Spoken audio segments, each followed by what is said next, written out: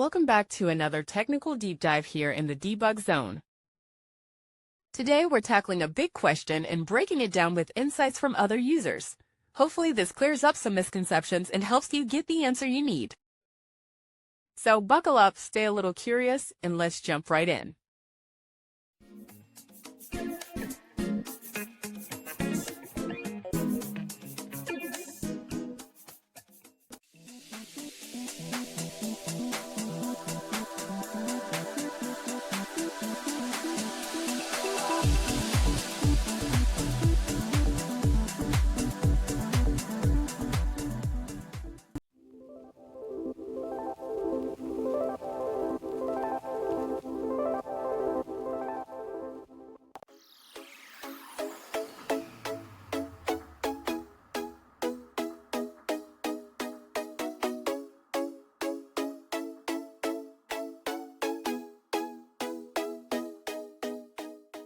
And that's a wrap.